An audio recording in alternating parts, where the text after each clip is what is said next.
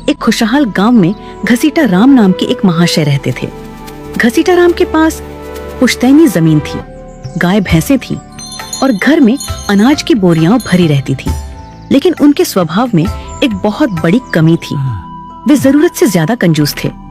गांव वाले कहते थे कि घसीटा राम अगर अपनी परछाई को भी धूप में चलते देख लें तो उसे भी डांट देते थे कि अरे कमबख्त, इतनी धूप में चल रही है, कहीं काली न पड़ जाए और पॉलिश का खर्चा बढ़ जाए।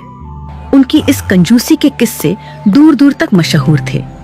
एक दिन की बात है, दोपहर का समय था और घसीटा राम आराम से कुर्सी पर लेटे हुए थे। अचानक उनके मन में नारियल की ताजी बर्फी खाने की तीव्र इच्छा जागी। अब इच्छा तो जाग गई, पर जेब से पैसे निकालने की बात सोचकर उनके पसीने छूटने लगे।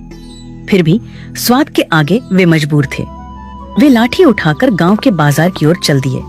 सबसे पहली दुकान पर पहुंचकर उन्होंने बड़े रौब से पूछा, क्यों भाई, नारियल क्या भाव दिया? सेठ जी, एक ताजा नारियल मात्र 20 रुपए का है।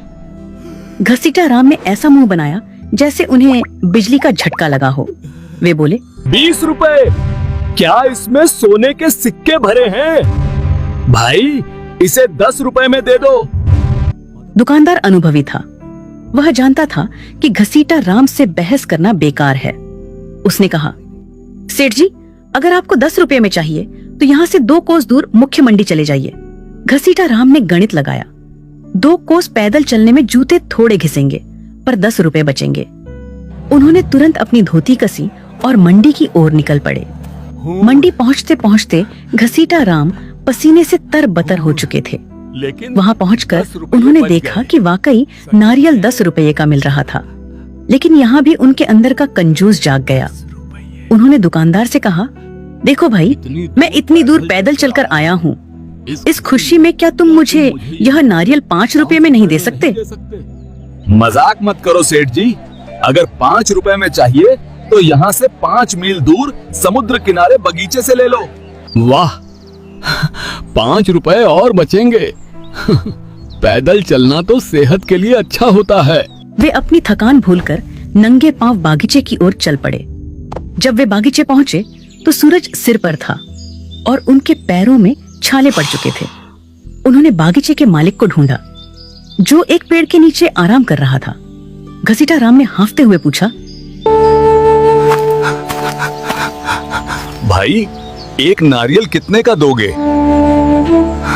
पेड़ पे चढ़ जाओ, जो पसंद आए मुफ्त में तोड़ लो, मुझे तंग मत करो। मुफ्त शब्द सुनते ही घसीटा राम की आंखों में चमक आ गई। उनकी सारी थकान गायब हो गई।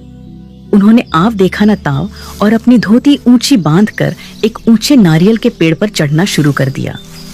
चढ़ते चढ़ते वे पेड़ के सबसे ऊपरी हिस्से पर पहुंच गए। उन्होंने एक विशाल मलाईदार नारियल को दोनों हाथों से मजबूती से पकड़ा और उसे तोड़ने के लिए पूरा जोर लगाया। तभी एक अनहोनी हुई। नारियल तो नहीं टूटा, पर घसीटा राम के पैरों की पकड़ तने से छूट गई। अब नजारा यह था कि घसीटा राम हवा में लटक रहे थे। ऊपर उन्होंने नारियल को अपनी जान समझकर पकड़ रखा था और नीचे लगभग 40 फीट गहरी जमीन उनका स्वागत करने के लिए तैयार थी।